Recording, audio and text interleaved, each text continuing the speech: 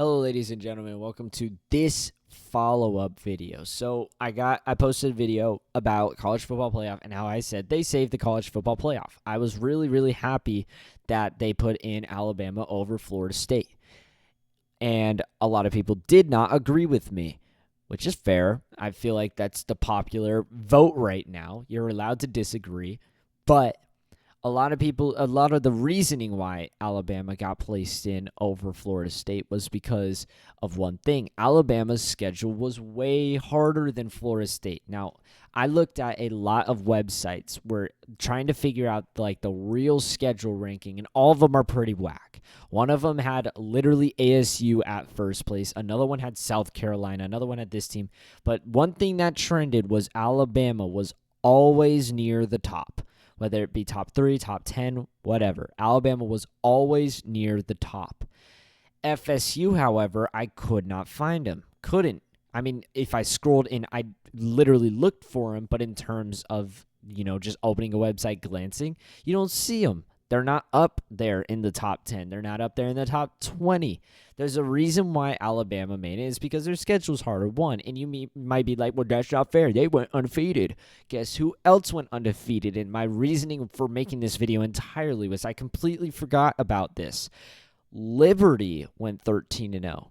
But everybody's going to be real quick to say, well, Liberty hasn't played anybody. They play in a bad conference. I'm sorry. Is that not the sole reasoning why Alabama got in over Florida State? You're kind of picking apart your reasoning with that. If you're going to say Liberty can't make it because they didn't play anybody, Florida State didn't play anybody. The one opponent that Florida State played was LSU, and LSU has absolutely no defense, and Florida State's got a pretty strong defense.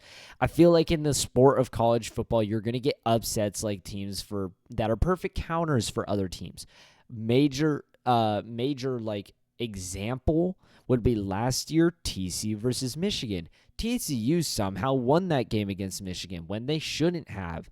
And ironically, I feel like that was because TCU countered a lot of Michigan's abilities, and that's why they lost, because when TCU went and played Georgia, they lost 65-7. That was a very fraudulent TCU team as we come to know it. But pretty much they stunk up that college football playoff and was really a reason why I actually ended up wanting Alabama in over Florida State. I didn't want to see another game like that. I planned for that game. I was so excited for TCU versus Georgia, and it just shot on my face. It shot on not only my face, but on everybody's face. Even as a Georgia fan, you win the damn natty, but it's like by the end of the half, you're bored. You don't want to watch the game anymore. You guys won, game over, like by halftime. I don't want to see that again with Florida State versus Michigan. I don't want to see a damn 17-0 final score with Michigan scoring off a scoop and score and a punt return. I don't want to see that. Thank God they put Florida State down. Bless. Absolutely bless. This matchup is going to be a fun one because Jalen Milroe, he's like I think he's like the highest rated quarterback at like throwing the ball deep. But like Michigan's got a very solid defense. Michigan's offense is very questionable. Now Michigan put up 26 points over they put up 26 points over Iowa, but a lot of that was given by Iowa themselves. Michigan's offensive drives that led to points consisted of only field goals and no touchdowns. Every touchdown they scored was pretty much off of special teams or a turnover or something like that. Michigan couldn't perform against Iowa's defense, which is a trend. Iowa's got a really strong defense. But still, it's Iowa. If you really are the number one team in the nation, you should be able to at least put up some points against Iowa from your offense, not from your defense, not from your special teams. 26-0 was not an interesting final score. That game was boring. That game was boring. It sucked. Alabama, on the other hand, has a really good defense, literally holding Georgia to 24 points, as well as a really good offense.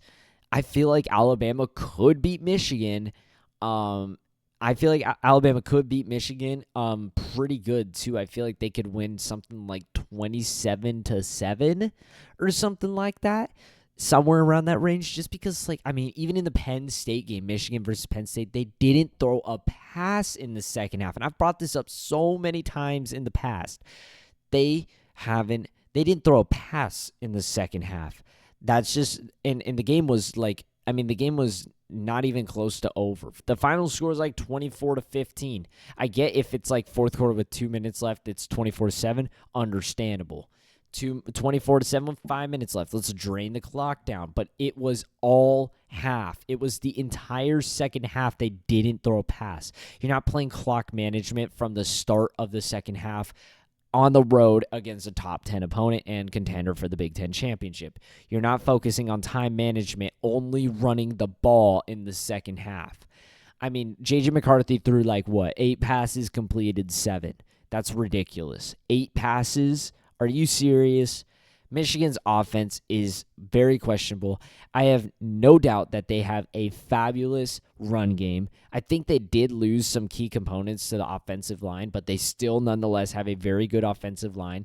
What it's really going to be between Alabama and Michigan is going to be, can J.J. McCarthy throw the ball against a very good defense? This will probably be the strongest defense they play.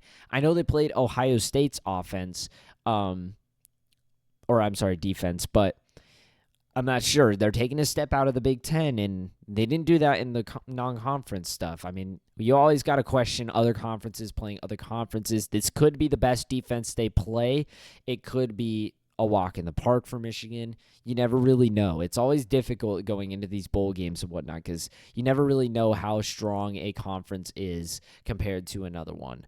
You can kind of justify an answer, but sometimes you could be wrong. But I feel like this game could be interesting. It could I feel like it could either go entirely in Michigan's way or entirely in Bama's way.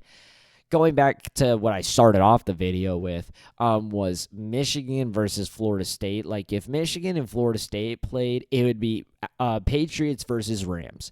It would be like a 7-9 final score. Not even a 3 field goals. That would be 3 safeties and a field goal or some dumb shit. It would have been 2 absolute defenses. Actually, you know what? No, it probably would have been 20-3 Michigan, because Florida State would have probably started to attempt to throw the ball and turn it over, or gotten sacked and fumbled it, which would lead to Michigan points. I have no doubt that Florida State's got a very good defense, and the defense has kept them in a lot of games this year. But their offense, especially with losing Jordan Travis, it's just gotten so sketchy, I can't trust it. I could definitely not trust it to be in the college football playoff.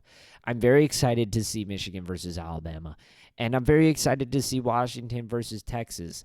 I feel like Washington versus Texas could be a big-time shootout, considering Washington versus Oregon twice finished with both teams scoring 30 points. I feel like Washington versus Texas could be a really high-scoring game. Michael Penix Jr.'s got a lot of options. I'm pretty sure Rome Odunze is going to play. I'm pretty sure Polk's going to play. Hell, I'm pretty sure Penix is going to play, because all of them are going to the draft. I'm not sure about that McMillan guy. I'm pretty sure he'll play. But Washington has a lot of options. What's his face? Quinn Ewers. I don't know if he's going to go to the draft. My friend said Quinn Ewers might come back. That could be rumor, but assuming Quinn Ewers plays in this game, I don't know if he would choose to transfer or just sit out to save injury. I doubt it. No, what am I saying? It's a college football playoff game. Am I fucking out of my mind? I thought this was a damn bowl game. No, this is a college football playoff game. Of course Quinn Ewers is going to be there. Of course all these people are going to be here. Nobody's sitting out for this game. So, yeah, Michael Penix Jr., Jalen Polk, McMillan, and, of course, Rome Odunze. And, of course, I'm forgetting the running back's name, Dylan something. Then over here you've got a fabulous Texas team. Quinn Ewers, he's really underrated. He's been one of the best quarterbacks all year. Pretty much to be eliminated from the Heisman race. I mean, all the Heisman talk went right out the window because he got temporarily injured and he lost to Oklahoma. he still put up absolutely great stats, and Texas is in the goddamn college football playoff for the first time in how many years? Thanks to Quinn Ewers. He was a massive part in that.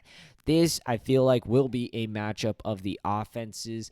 I feel these teams definitely got good defenses, but I feel like these will be the strongest offenses both of these teams play all year, which could lead to it being a shootout. Final prediction, or we'll name a score out there. I'm going to take Washington just because I feel like I've picked against Washington a lot this year, and it's ended up being wrong. Like, I picked Oregon State to kick the crap out of them. Wrong. I picked Oregon. I think I picked Oregon to win the first one and the second one, and Washington won both. I bet against Washington a lot this year, and Washington went 13-0.